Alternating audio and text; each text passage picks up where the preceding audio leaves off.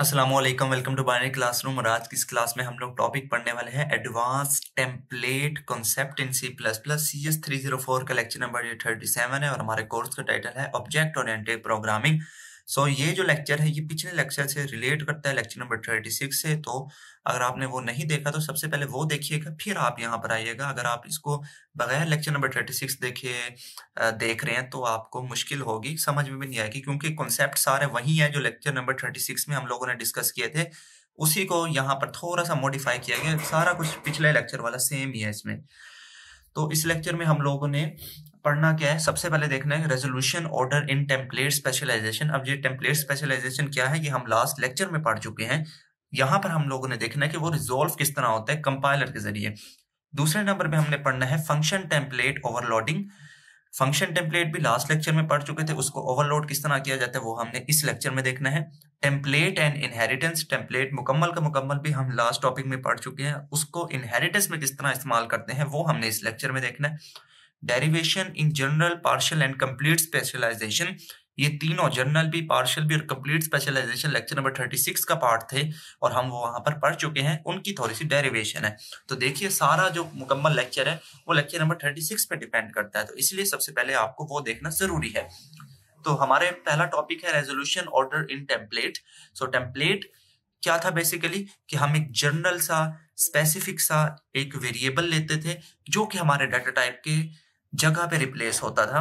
अब जो हमने टेम्पलेट की टाइप्स देखी, एक कंप्लीट स्पेशलाइजेशन, पार्शियल स्पेशलाइजेशन और जनरल टेम्पलेट।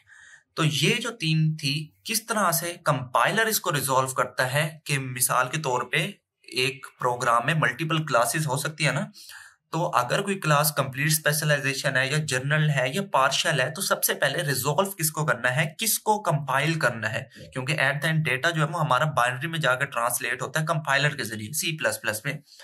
तो वो ऑर्डर जो आपका कंपाइलर रिजॉल्व करने के लिए इस्तेमाल करता है इन तीनों टाइप्स के टेम्पलेट को, उस ऑर्डर को बोलते हैं basically resolution order of templates. तो वो क्या ऑर्डर है, तो सबसे पहले तो आपके पूरे प्रोग्राम में जितने भी कंप्लीट स्पेशलाइजेशन होगी वो रिजॉल्व होगी, वो यानी कि कंपाइल होंगी। फिर अगर आपके कोई पार्शियल स्पेशलाइजेशन है वो कंपाइल होगी और लास्ट में जाके जनरल टेम्पलेट्स कंपाइल होंगे। लेकिन इससे भी ऊपर एक और चीज कंपाइल होती है, वो बेसिकली अगली स्लाइड में पढ़ते हैं। अभी के लिए हम देखते हैं कि कोड एग्जांपल रेजोल्यूशन ऑर्डर की।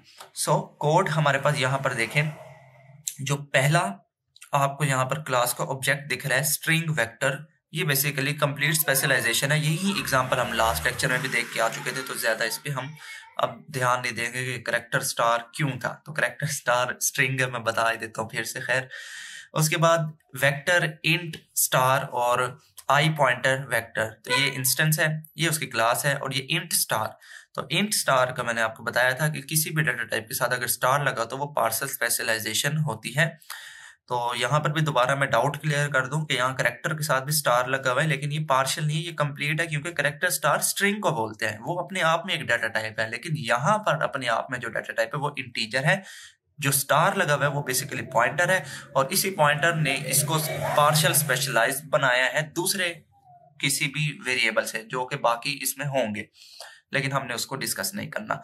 और लास्ट में अगर आपके डाटा टाइप के साथ कुछ भी नहीं है तो वो एक जनरल टेम्पलेट है। तो ये हम लास्ट लेक्चर की कहानी है, सारा कुछ वहीं पे पढ़ा था। तो यहाँ पर भी यही एक्सप्लेन किया गया है। जो स्ट्रिंग वेक्टर है आपका, ये पहला ऑब्जेक्ट, ये कंप्लीट स्पेशलाइजेशन है। जो IPTR वेक्टर है ये पार्शियल स्पेशलाइजेशन है, और जो खाली इंटीजर है इंट वेक्टर आपका ऑब्जेक्ट, ये जनरल टेम्पलेट है। नेक्स्ट आ जाए फंक्शन टेम्पलेट्स ओवरलोडिंग। तो अब फंक्शन टेम्पलेट में भी ऑर्डर जो है वो हमारा सेम अभी वाला पिछला ही रहता है, जो resolution of order of templates देखा। इसमें बस एक होता है कि ऑर्डिनरी अगर आपका फंक्शन है तो वो पहले रिजॉल्व हो जाता है, उसके बाद कंप्लीट स्पेशलाइजेशन फंक्शन और पार्शियल स्पेशलाइजेशन फंक्शन और जेनेरिक टेम्पलेट फंक्शन ये आते हैं। क्लियर, सारा कुछ ऐसे ही होता है, और बस ऑर्डिनरी फंक्शन पहले रिजॉल्व हो जाता है। इसकी भी एग्जांपल देख लेते हैं। इसकी एग्जांपल में देखिए, ये जो करेक्टर स्टार है, अब इस केस में ये एक ऑर्डिनरी फंक्शन है। ठीक है जी, कैसे ऑर्डिनरी फंक्शन है, क्योंकि इसके साथ आपकी कोई क्लास यानी कि टेम्पलेट नहीं अटैच हो रहा। अगर आप दूसरे के किसी भी पैरामीटर में देखें ना, बाकी जो भी लिखे हुए हैं, तो इनके साथ आपको टेम्पलेट दिख रहा होगा। इसके साथ भी देखें, ये है, ये टेम्पलेट इसका, लेकिन इसके साथ कुछ नहीं, तो ये एक ऑर्डिनरी फंक्शन है, इसलिए ये पहले रिजॉल्व होगा। उसके बाद आपका कंप्लीट स्पेशलाइजेशन, उसकी भी एग्जांपल हमने देख ली, करेक्टर स्टार जो कि कंप्लीट है। उसके बाद ये आपका पार्शियल, और लास्ट में आपका जो जेनेरिक है वो टेम्पलेट। अब फिर से यहाँ पर जो कॉन्फ्लिक्ट बच्चों का होगा कि यहाँ पर तो स्टार ही नहीं लगा हुआ, तो ये पार्शियल कैसे हुआ? तो बेसिकली ये जो आप पढ़ रहे थे ये है क्लास टेम्पलेट्स, जो ये हम पढ़ रहे हैं ये है फंक्शन टेम्पलेट। तो फंक्शन टेम्पलेट में चेंजिंग होती है इस तरह से कि यहाँ पर टाइप नेम इस्तेमाल होता है और वहां पर आप लोग क्लास लिखते हो टाइप नेम की जगह। इसलिए जो क्लास हो जेनेरिक क्लास, वहां पर क्लास लिखते हैं, और अगर जेनेरिक टेम्पलेट फंक्शन हो तो वहां पर टाइप नेम लिखते हैं, और उसके अंदर इस तरह से ये पार्शियल जो स्पेशलाइजेशन होती है। और जेनेरिक कैसे होती है? फिर जेनेरिक यहाँ पर इस तरह के नॉर्मल वेरिएबल जो टी है उसके जरिए होती है। आई होप क्लियर होगा अब। और ये जो नीचे वाला कोड है ये इसी की इम्प्लीमेंटेशन, यानी कि इसी के इंस्टेंस जो सॉर्ट मेथड ये बनाया इसको यूज करके दिखाया गया बेसिकली। तो यहाँ पर इसको पैरामीटर पास किया गया है स्ट्रिंग का, जो कि यहाँ पर चला जाएगा। इसी तरह ये कंप्लीट स्पेशलाइजेशन में भी इसको पैरामीटर पास किया गया है, पार्शियल में भी पैरामीटर है, और जेनेरिक में मुकम्मल अरे जो आपने बनाई होगी वही पास कर दिए। रूल्स, टेम्पलेट एंड इनहेरिटेंस के रूल्स हैं कुछ। Template classes can inherit from other template class. कहते हैं कि जो टेम्पलेट क्लासेस हैं वो इनहेरिट हो सकती हैं किसी दूसरी टेम्पलेट क्लास से, यानी कि ये अलाउड है। Derived classes must take as many template parameter as the base class. कहते हैं कि जो ड्राइव क्लास है उसको, उसके लिए जरूरी है कि जितने पैरामीटर उसकी बेस क्लास में उतने वो एक्सेप्ट करे, उससे कम नहीं कर सकती। स्पेशलाइजेशन में इनहेरिट अंडर स्पेसिफिक कंडीशन। जो स्पेशलाइजेशन है चाहे वो पार्शियल है चाहे वो कंप्लीट है, कहते हैं कि वो जो इनहेरिटेंस है वो कुछ खास कंडीशंस में ही इनहेरिट हो सकती है। अब सबसे पहले जनरल टेम्पलेट क्लास इनहेरिटेंस देख लेते हैं। अब इसमें क्या होता है, इन जनरल टेम्पलेट में क्या होगा, सिंपल जो आपका नॉर्मली वेरिएबल है वही इस्तेमाल होगा, उसी से टेम्पलेट बनाया जाएगा और वहीं से उसको इनहेरिट किया जाएगा।